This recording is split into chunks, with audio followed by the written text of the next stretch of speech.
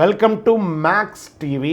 రానున్న మార్చ్ 8వ తారీఖున 2024 ఈ ప్రపంచానికి మహాశివరాత్రి పర్వదినం. ఎంత అద్భుతమైనటువంటి దినం అంటే అది. అసలు మహాశివరాత్రి అంటే ఏంటి, ఆ రోజు పాటించవలసినటువంటి ముఖ్యమైనటువంటి అంశాలు ఏంటి, దాని గురించి మనం ఇప్పుడు తెలుసుకుందాం. అసలు శివరాత్రి ఎలా చేస్తారు, ఎలా వచ్చింది, ఆ రోజు ఎందుకు చేస్తున్నామని కూడా. భారతీయ హిందూ సంప్రదాయ పండుగల్లో తిథుల్లోనూ నక్షత్రాలను ముడిపడి ఉంటుంది కాబట్టి కొన్ని పండుగలు తిథులు మరియు కొన్ని పండుగలు నక్షత్రాలు ప్రధానమవుతాయి. ఈ పద్ధతిలో ప్రతి నెల బాగా గుర్తుపెట్టుకోవాలి, చాంద్రమానం ప్రకారము కృష్ణపక్షమిలోని ప్రదోష వ్యాప్తి గల చతుర్దశి తిథిని మహాశివరాత్రి అంటారు. ఇది మంచి ఒక ఉపవాసాలకి వ్రతాలకి ముఖ్యమైనట్టుగా భావించవచ్చు.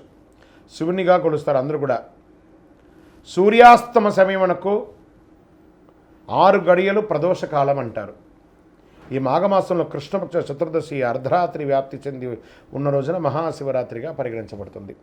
ఇది ఎవరో చెప్పడం కాదు, ధర్మసింధువులో నిర్ణయించబడింది. ఇది శాస్త్ర గ్రంథాల్లో తెలుపుతున్నారు. అమావాస్యకు ముందు వచ్చే కృష్ణపక్ష చతుర్దశి నాడే శివరాత్రి జరుపుకోవాలి అని నిర్ణయం ఉంది. మరి సంక్రాంతి పండుగ తర్వాత వచ్చే మొదటి పండుగ అండి యొక్క శివరాత్రి. అన్ని పండుగ పగటిపూట జరుపుకుంటే ఈ పండుగ మాత్రం రాత్రిపూట జరుపుకుంటాం. మహాశివరాత్రి రోజు అర్ధరాత్రి 12 గంటలకు జ్యోతిస్వరూపుడైనటువంటి శివుడు లింగ రూపంలో దర్శనమించి పవిత్ర ఆ యొక్క పర్వదినంగా భావించవచ్చు. లింగోద్భవ సమయం అంటారు.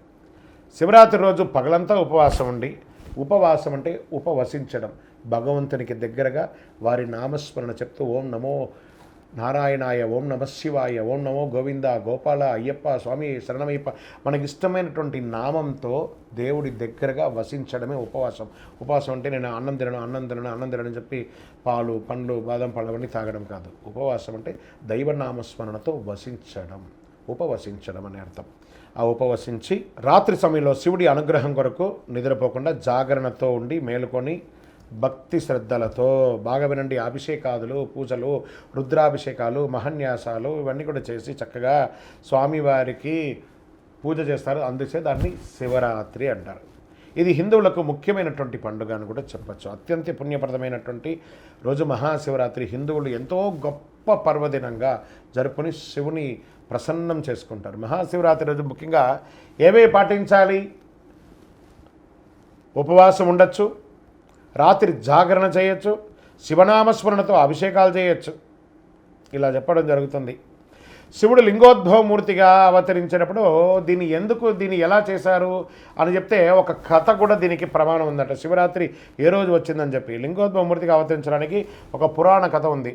ఒకానొక రోజు బ్రహ్మ విష్ణువుల మధ్య మాట పెరిగి వారి ఇరులో నువ్వు గొప్పనా నేను గొప్పనా అని తెలుసుకోవాలనే విషయంలో బాగా గొడవపడిపోతారు. ఇద్దరు ఎవరు తగ్గేటట్టుగా లేరు.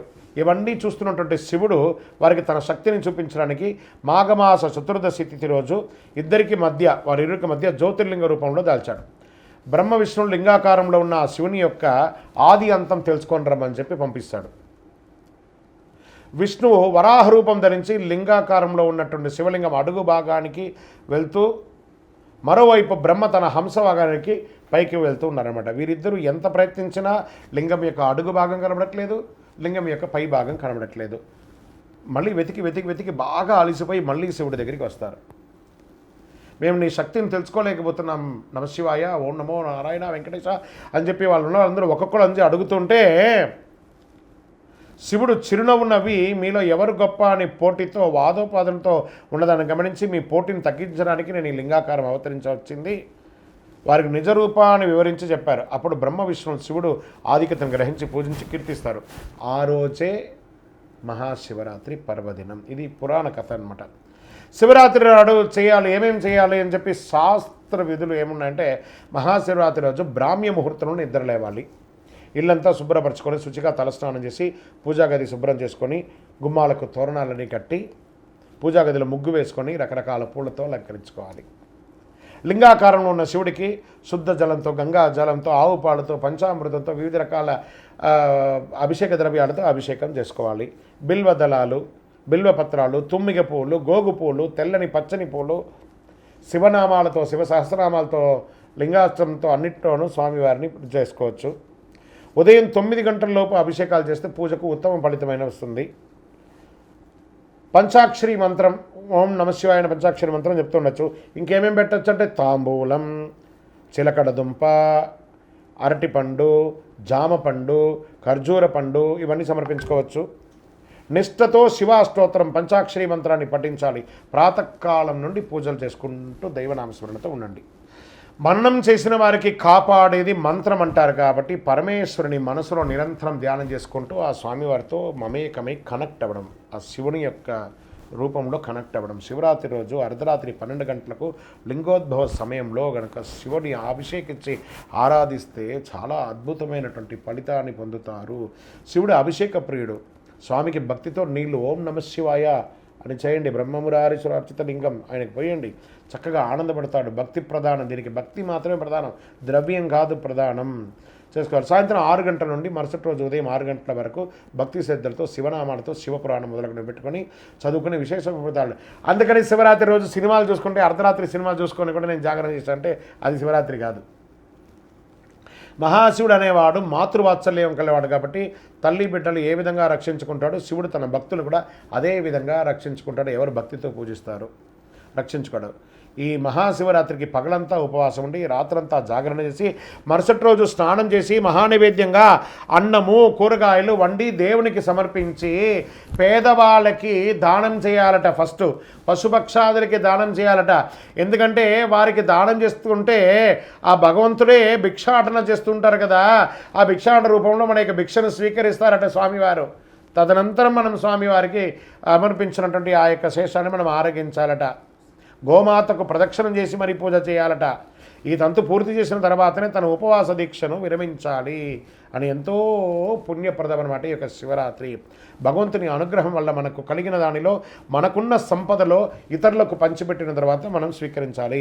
సాక్షాత్ పరమశివుడు తన భక్తుల బాధలను స్వీకరించడానికి భిక్షాటన చేస్తూ వారు చేసే దాన రూపంలో వారి యొక్క కష్టాన్ని వారి యొక్క ఆ దారిద్ర్యాన్ని తీసుకొని ఐశ్వర్యాన్ని తిరిగి వారికి అనుగ్రహ రూపంలో అందిస్తున్నారట. ముఖ్యంగా మీ ప్రాంతంలో ఉన్నటువంటి శివాలయాల్లో ఏ రోజు మహాశివరాత్రి పర్వదిన వేడుకలు చేస్తారో ఆ రోజే ఆయా ప్రాంతాల్లో ఆధార ప్రకారంగా శివరాత్రి జరుపుకుంటారనేది ఉత్తమం. మీరు కూడా మీ ఇంట్లో చేసుకోండి, దేవాలయంలో చేసుకోండి, మిత్రులందరూ కలిసి చేయండి. మీరు అపార్ట్మెంట్లో ఉన్నారు, అందరూ కలిసి చేయండి, కానీ చెయ్యండి, అద్భుతంగా చేసుకోండి. ఓం నమ శివాయ, ఓం నమ శివాయ అని చెప్పి పులకించిపోండి. అఖిలాండ కోటి బ్రహ్మాండ నాయకుడు ఆ శివుడు బోళాశంకరుడు, భక్తవశంకరుడు ఎంత అద్భుతమనంటే ఆయన్ని ప్రార్థిస్తే ఓం నమ శివాయని పిలిస్తే చాలట సర్వాన్ని ఇచ్చేస్తాడ.